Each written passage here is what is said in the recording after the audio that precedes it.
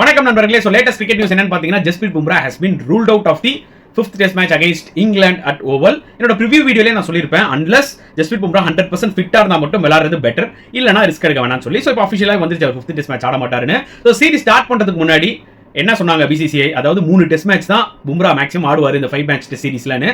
அதை தான் எக்ஸாக்ட்லி பண்ணியிருக்காங்க. ஆனால் அந்த 3 டெஸ்ட் மேட்சும் அவர் 100% கொடுத்தாரான்னு கேட்டிங்கன்னா இல்லைங்க. ஏன்னா first test match he bowled well, Lord's test மேட்ச்லே he was not 100%. 4th test மேட்ச்ல டெஃபினட்டா வந்து பாத்தீங்கன்னா 100% கிடையாது, ரொம்பவே டயர்ட் ஆயிட்டாரு, சின்ன சின்ன இன்ஜுரிஸ்லாம் வந்துச்சு.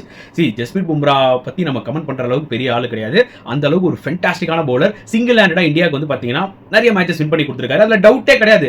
there is no doubt about his credentials. அதை எவனுமே பேச முடியாது, தொட கூட முடியாது. ஆனா அவரோட இன்ஜுரி கன்சர்னால எனக்கு என்ன தோணுதுன்னா, he has to decide about his test career in future. அதாவது எவ்வளோக்கு எவ்வளோ கம்மியாக விளையாட முடியுமோ டெஸ்ட் கிரிக்கெட் அவ்வளோக்கு எவ்வளோ நல்லதுன்ற மாதிரி எனக்கு தோணுச்சு. ஜஸ்பிரீத் பும்ராவோட பாடி கண்டிஷனை பார்க்கும்போது வெயிட் பண்ணி பார்ப்போம் அவர் என்ன டிசைட் பண்ண போறாரு. உங்க கருத்துல கமெண்ட் செக்ஷன்ல போடுங்க.